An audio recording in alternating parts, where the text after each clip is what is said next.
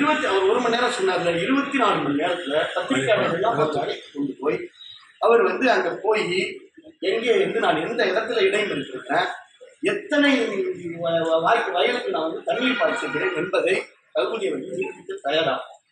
அவர் நிரூபிக்கல அப்படின்னா அவர் சட்டத்துறை அமைச்சர் பதவியை ராஜினாமா செய்வதற்கு தயாரா என்ற கேள்வியை நான் பகிரங்கமாக கேட்கிறேன். எவ்வளவு சோதனை வந்தாலும் தடமாறாமல் இருக்கிறேன், தடுமாறாமல் வார்த்தைகளை பயன்படுத்துகிறேன். அவர் அரசியலில் தன்னுடைய சுயலாபத்திற்காக பலமுறை அவர் தடுமாறியவர், பலமுறை அவர் தடம் மாறியவர். நான் மீண்டும் சொல்லுகிறேன், நேற்று அவர் அதிமுக இருந்தார், இன்றைக்கு திமுக இருக்கார், நாளைக்கு அவர் எந்த கட்சியில் இருக்காரு அவருடைய தலைமைக்கு தெரியாது. தலைமைக்கு தன்னுடைய இருப்பிடத்தை சார்ந்திருப்பாக இது போன்ற ஒரு அவதாரத்துக்கு கல்லூரிக்கு தண்ணி பாய்ச்சல் என்பதையும் வயலுக்கு தண்ணி பாய்ச்சல் என்பதையும் சொல்றாரு. எல்லாம் ரைட்டு, எனக்கும் ரகுபதிக்கான பிரச்சனையை நான் பார்த்துக்கிறேன், யாரும் அதில் வேண்டியதில்லை.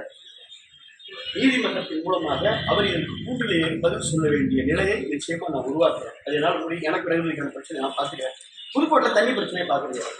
நான் கேட்கிறேன், 3 ஆண்டு காலமாக அமைச்சராக அரசாங்க காரில் பவனி வரக்கூடிய ரகுபதி அவர்கள் ஒரு முறையாவது அந்த காவிரி கட்டப்படுகின்ற இந்த திட்டத்தை போய் பார்த்திருக்கிறாரா? சட்டமன்றத்தில் பேசியிருக்கிறாரா? நான் பேசியிருக்கிறேன் சட்டமன்றத்தில். நிதியை தாருங்கள், மனம் வந்து வாருங்கள், நிதியை தாருங்கள். நான் துரைமுருகன் கவன ஈர்ப்பு தீர்மானம் கொண்டு வந்தேன். காவிரி பிரச்சனைக்காக நான் இன்றைக்கு அமைச்சர் நகர்ப்புற அமைச்சராக நேரு ஒரு இடத்துல நான் விவாதம் செய்திருக்கிறேன். அவர் கூட ஏற்பாடு செய்கிறேன் என்றுதான் அவர் சட்டமன்றத்தில் பதிலளித்திருக்கிறார். தனிப்பட்ட முறையில் இது ஒரு ஏற்றுக்கொள்ள முடியாத ஒரு அபாண்டமான குற்றச்சாட்டை அவர் சொல்லியிருக்கிறார். 24 மணி நேரத்தில் அவரை நிரூபிக்க எடுத்துக்கொள்ள என்றால் அவர் பதவி விலக வேண்டும் என்பதை நான் வலியுறுத்தி சட்டத்துறை அமைச்சருக்கு கடுமையான கண்டனத்தை நான் தெரிவித்துள்ளேன். முதல்ல மக்களுக்கு தண்ணியை கொடுங்க, குடிக்கிறதுக்கு தண்ணியை கொடுங்க. 2 குடம் தண்ணி இந்த மாவட்டத்தில் புதுக்கோட்டை நகராட்சியில் ஒரு டெய்லி கொடுக்க வேணாம். ஒரு நாள் அதிமுக ஆட்சியில் ஒரு நாள் அதுக்கப்புறம் நீங்கள் பேசுங்க. எந்த திட்டத்தையும் இந்த மாவட்டத்தில் கொடுக்கல. அரசு மருத்துவக் கல்லூரி புதுக்கோட்டை கொடுத்தது யார்? விஜயபாஸ்கர் போராடி கொடுத்திருக்கிறார். அதிமுக ஆட்சியை கொடுத்து ஒரு அம்மா கொடுத்தாங்க, எடப்பாடியார் பிறந்தார். அல்லது இயக்கத்தை சாதாரணமாக நினைத்து விடக்கூடாது. அதிமுக தொண்டை தூண்டி கொண்டிருக்கின்ற அல்லது அமைதியாக இருக்கக்கூடிய அதிமுக தொண்டனை சீண்டி பார்க்க வேண்டும் என்று கேட்டுக்கிறோம். டெஃபமேஷன், கிரிமினல் டெஃபமேஷன் கேஸ் போட போகிறேன்.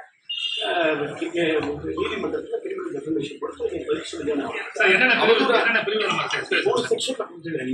பாதகம் செய்பவரை கண்டால் நாம் பயங்கொள்ளலாகாது பாப்பா, மோதி மிதித்து விடு பாப்பா, அவர் முகத்தில் உமிழ்ந்து விடு பாப்பா. அண்மை செய்திகளை உடனுக்குடன் தெரிந்து கொள்ள இணைந்திருங்கள் இயம்நாடு